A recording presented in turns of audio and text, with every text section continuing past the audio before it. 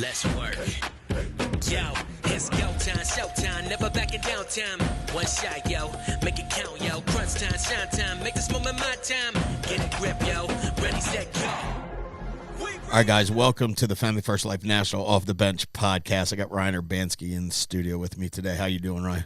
I'm fantastic. Never been better, man. I bet you are. So we're going to dive into some stuff with Ryan, but the purpose of this podcast is to kind of get folks to expand their mindset as far as what's available here, what the opportunity looks like, what the outcome could be, and really nobody better to talk about this. You've been with us for about a year and a half, right? And you went full-time in March or April last year. It was April. April. And so you were part-time from January 1 till April, and then you hit Hall of Fame your first year? I did. You did. You and that, y'all were maniacs. So I'm gonna ask you all some questions about this, but I don't like this is what we do is not real complicated, right?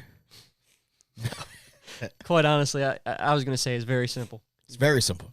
And we're gonna get into what you do when you're in the home and schedule and leads and all that good stuff. But at the end of the day, when you made the decision to do, and you left conference, your first conference, you're like, I'm hitting Hall of Fame. And the look in your eye, you had fire in your eyes. I'm like, he'll hit it. There's no doubt he'll hit it. So tell us a little bit about yourself, where you came from, what you were doing before you sold insurance, because I'm sure you had a long, healthy sales career before you were in insurance, which probably led to all your success. But give us a little bit of your background. Well, sales, everything was right except the sales experience. I mean, quite sales experience? No, I can be honest with you. Yeah, please do. I was so bad I was like, I think 16 or 17 years old. It was all this hoorah with a company, and right. It was something very materialistic, and they were like, all you got to do is just sell to friends and family, you make a buku bucks. Right. Frank, I couldn't even sell to my own family. Okay.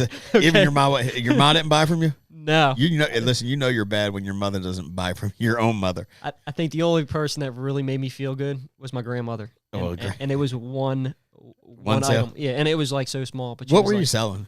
It was knives. Yeah, you were cutlery. selling. Yeah, okay. You listen to that, but they're genius. So when I was 18, 17, 16, I don't remember.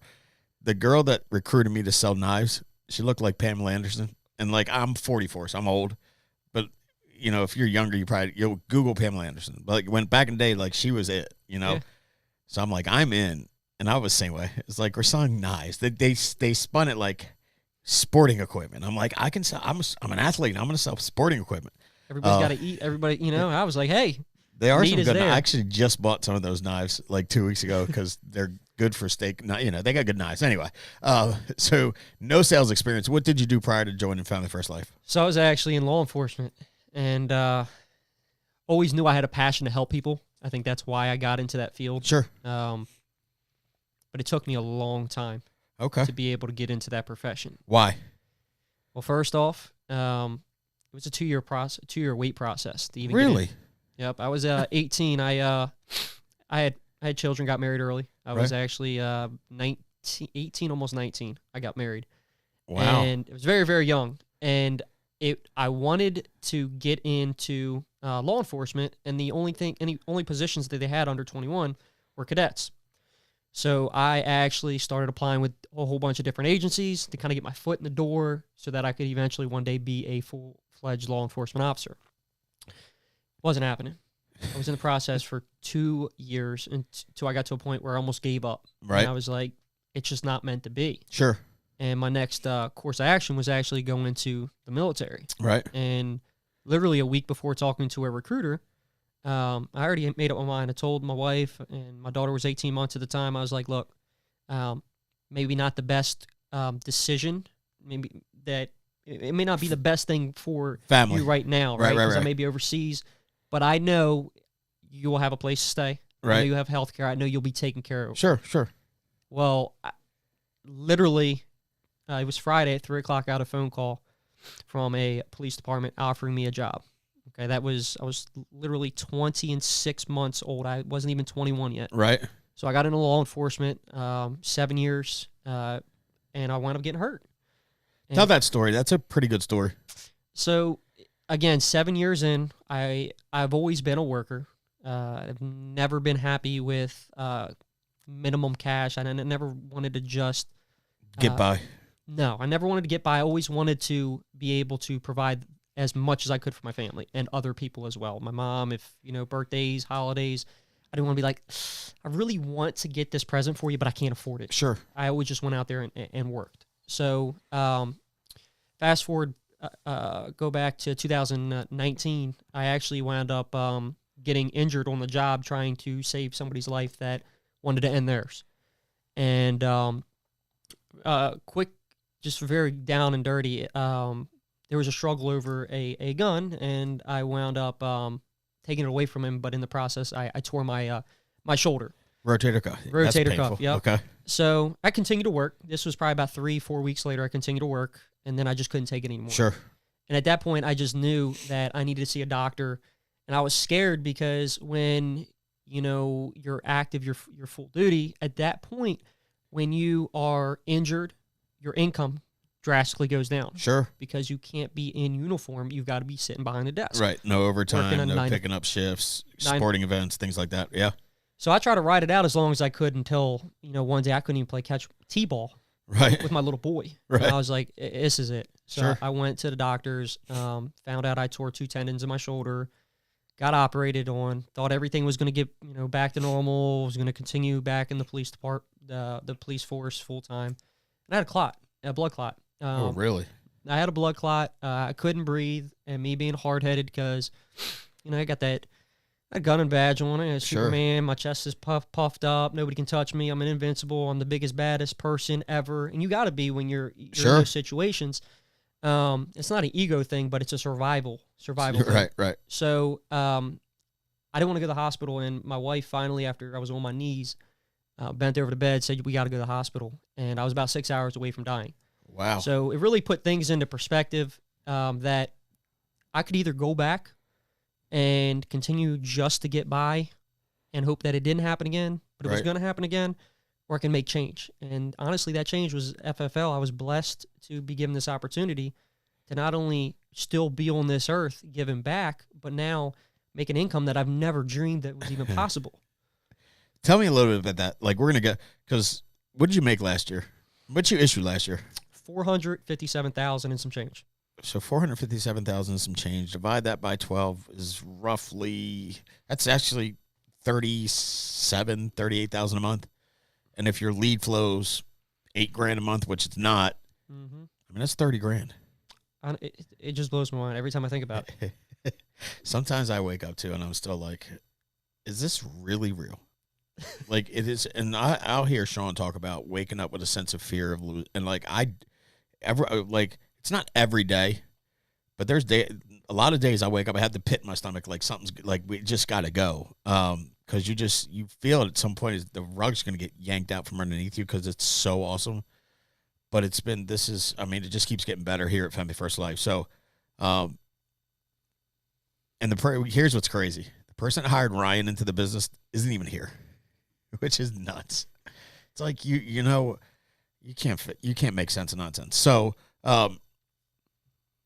when you started with us, tell me a little bit about your schedule, because I know, but I want everybody to hear what you did to get this thing moving, because it's pretty impressive.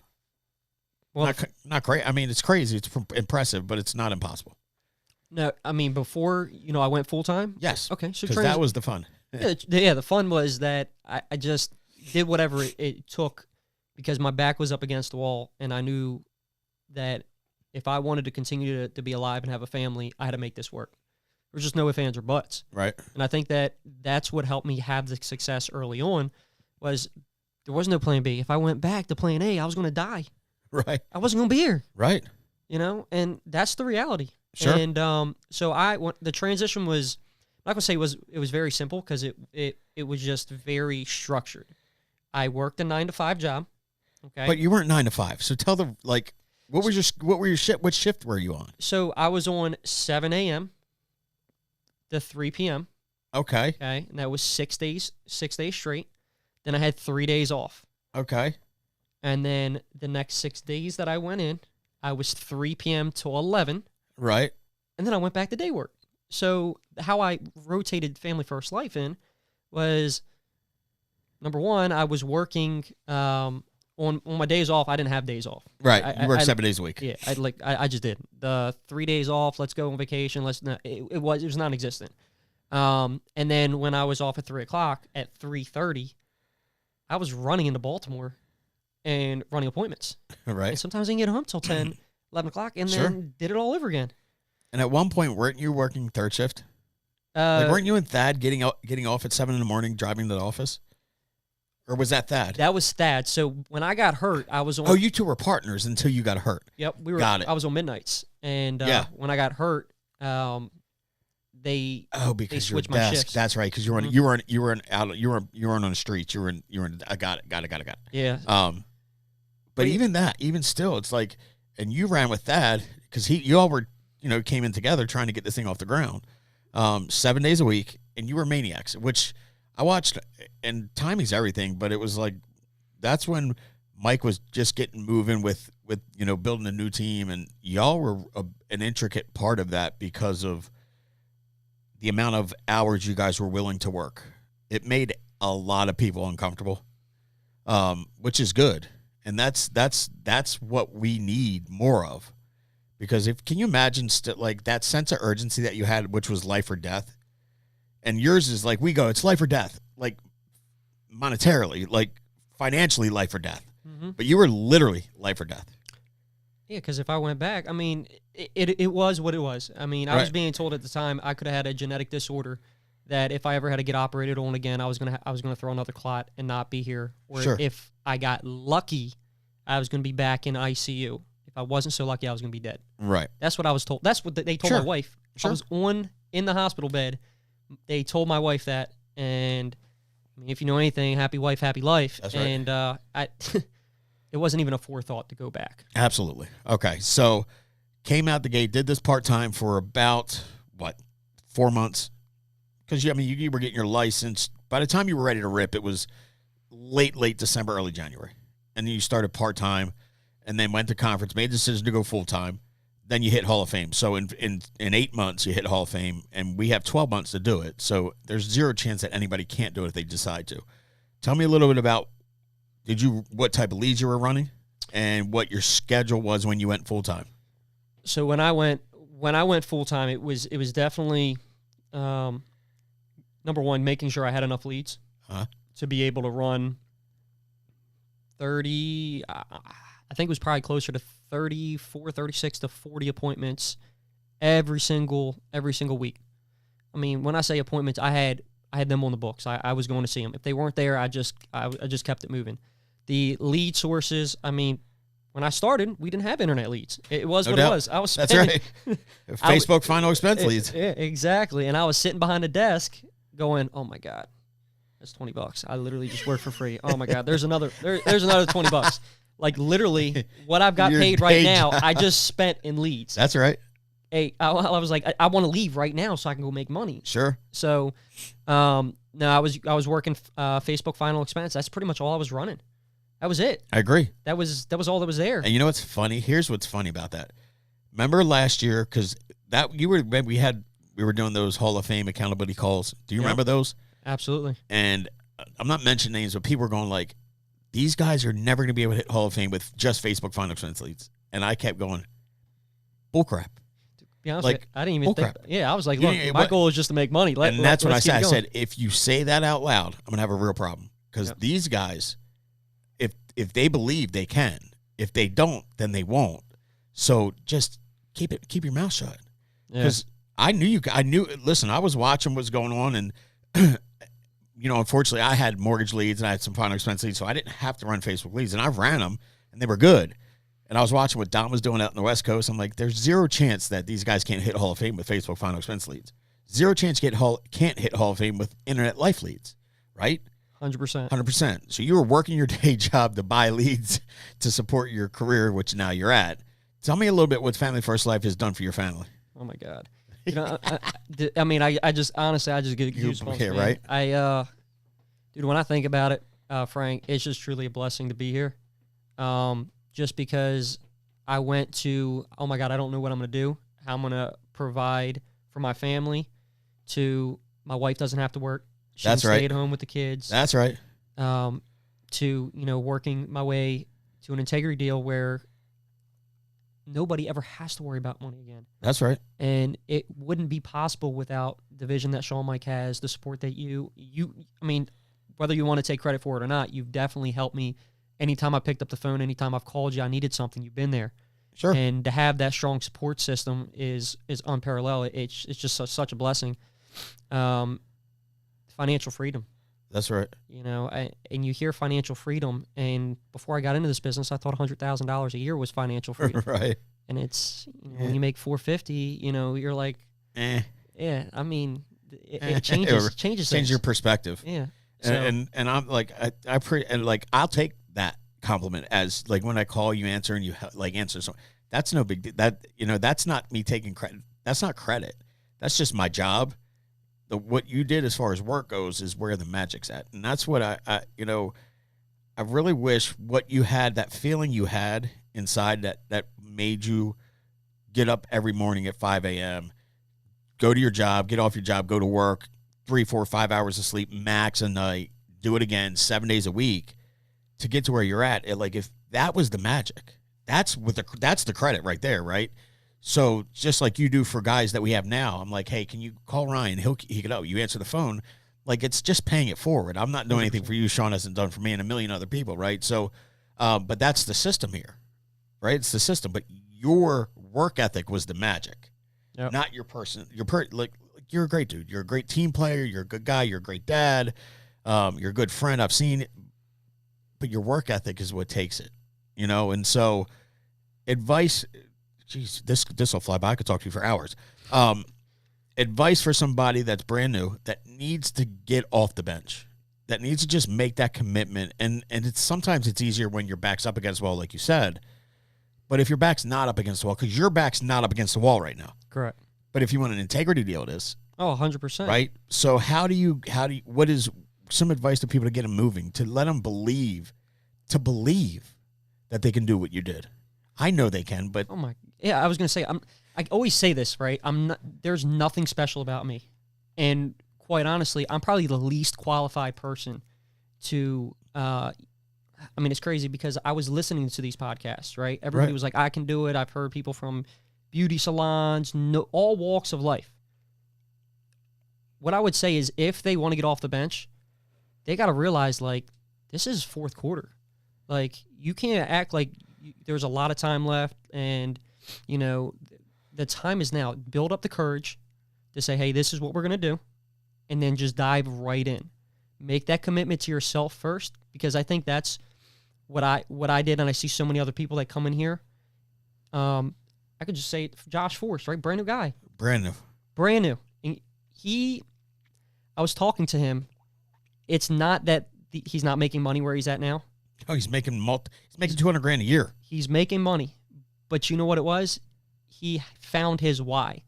His why is he wants to take care of a family member and get them retired, right? Sure. And that is his why. So find your why, find your reason for why you want to wake up every single day, even when it's hard and you're like, oh my God, my body doesn't want to get up. Like, no, if I don't get up, like, I'm going to fall flat on my face. And not only is it going to be me that's disappointed in myself, but it's going to be, I'm going to be disappointed because I let somebody else down. Sure. And even if you can't have anybody judge you, however, if that why is so important to you, you can disappoint yourself, but really trying to be a disappointment or a failure when the clock is ticking. Someone else is looking. Yeah. Yeah. Like you're saying, hey mom, or hey dad, look, I understand you got stage 4 cancer. We need to get money. Right.